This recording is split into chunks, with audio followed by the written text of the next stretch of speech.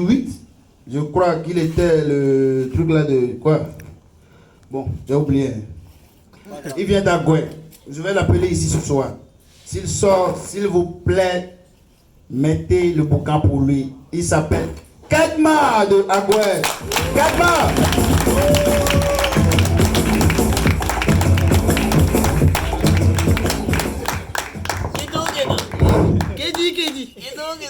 Bonsoir. Bon, pour ceux qui ne me connaissent pas, moi je m'appelle Kedma. Je suis un violeur. Ouais, je l'assure. Tata, je dis, je viole. Le feu rouge. Donc tu as mis avec les policiers. Normalement, sous d'autres cieux, pour des trucs comme ça, on applaudit. Hein.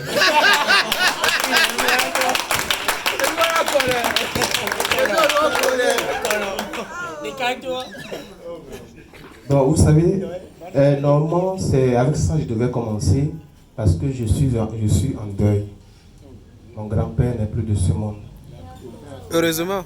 Donc, je vais vous demander, on va faire un petit silence de 2 heures. Non, c'est mon grand-père. Non, vous dites souvent 1 minute parce que ces gens sont des précoces. Mon grand-père, je le connais, 2 heures, c'est bon. Ok, les 2 heures sont déjà partis, c'est bon. Non, ça se passe dans la tête là.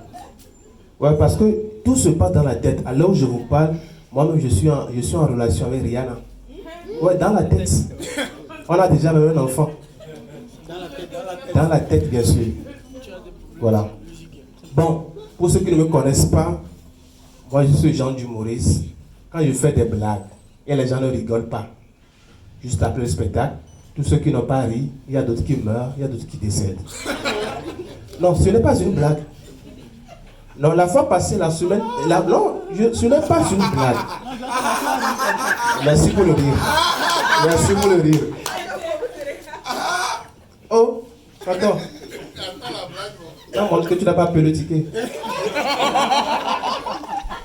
Non, et c'est pourquoi je dis ça. Parce que la semaine passée, j'avais fait une prestation au cours de notre réunion familiale. Je vous dis, tout le monde avait rigolé. Sauf mon grand-père.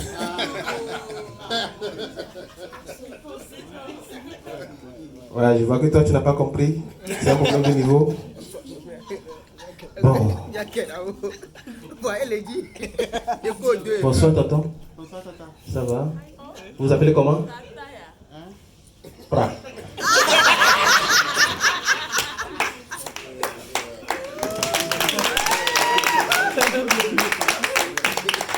Je dis, vous vous appelez comment? Michael. Ah? Michael, ok. Bon, dis-moi, est-ce qu'une fille t'a déjà dit une fois que bébé, je ne vois plus mes règles? C'est quoi on appelle règle? Bon, ça ne m'étonne pas.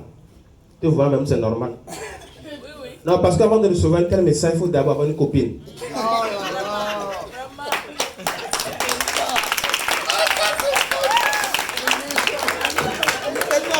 Donc, je vous dis, en fait, la phrase bébé, je ne vois plus mes règles, c'est une phrase très simple mais difficile à comprendre. Donc, les garçons qui ont été victimes de ça savent de quoi je parle. Genre, on t'envoie le message, tu lis, mais tu ne comprends pas. Comment? Non, je veux dire surtout, quand tu vis chez tes parents, tu es sans emploi, tu peux même avoir ton doctorat. On va t'envoyer ce message, tu vas lire, mais tu ne vas pas comprendre. Non, je vous dis, moi, la première fois que j'ai reçu ce message, j'ai une licence, mon frère. Je vous dis, la première fois que j'ai reçu ce message, j'ai lu ça toute la journée, je n'ai pas compris. Mais mon petit frère qui est en classe de CM1, quand il est venu net, il a lu le message, il a compris, il a dit, grand frère, bientôt tu seras papa. Non, c'est là que j'ai su que c'est un message, quand ce n'est pas destiné à toi, quand toi tu lis, tu comprends facilement. Non, je vous dis, quand les gens disent que vous m'avez fait mal, non, on ne t'a jamais envoyé ce message. Je vous dis, c'est le début de mes problèmes. J'ai failli devenir fou à cause de ce message. Parce que d'un seul coup, je me suis retrouvé dans une pharmacie. On me dit, mon frère, tu cherches quoi? Je dis, mon frère, tu cherches quoi dans la pharmacie? Je dis, je veux faire photocopie. Non, c'est un message qui te tourmente. Pour moi, c'est mieux. J'ai un ami à qui on a envoyé ce message. On ne sait pas comment il a fait. Il s'est retrouvé dans un commissariat. Les policiers lui demandent, mon frère, tu cherches quoi? Il dit, il est là pour un braquage.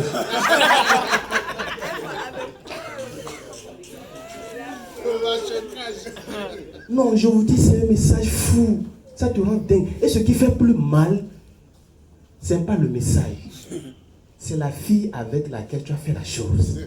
Non, les garçons, vous convenez avec moi qu'il y a toujours une fille dans le quartier que tous les gars disent qu'ils ne peuvent pas sortir avec une telle fille. Moi, quêtement aussi, je dis, je ne peux pas faire une telle fille. Mais, c'est là-bas je mange.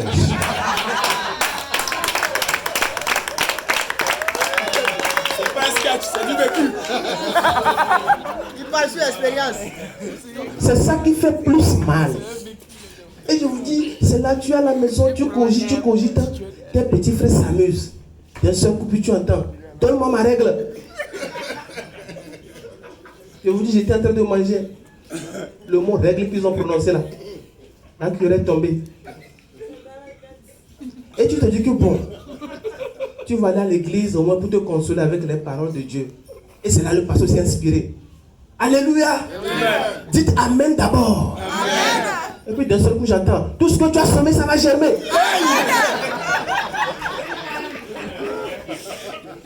Pourquoi? Et en ce moment, tu deviens comme un journaliste reporter dans le quartier. Quand tu vois tout le monde, tu poses des questions. Même si les gens font une discussion qui n'a même pas rapport avec l'affaire de règles ou bien femme, tu fais tout pour introduire ça dedans. Genre, tu vois ton ami, tu dis, Joseph, viens. Je dis, hein, quand une fille voit les règles d'ici, et le 25, vous faites la chose. Est-ce qu'elle peut tomber enceinte? Joseph aussi, tout le cas jusqu'à Kedma, c'est toi-même. Oh non, c'est pas moi-même, c'est un ami. C'est régné là. Voilà, ça montre que vous avez vécu ça. Et aussi, au fait, vous n'avez pas tout enlevé, juste une partie. Non là. En fait, ton ami, il est trop bête. Il est trop dingue, c'est un connard. Hein?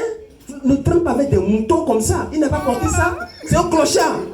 Oh, Joseph, donne-moi conseil, puis tu m'insultes.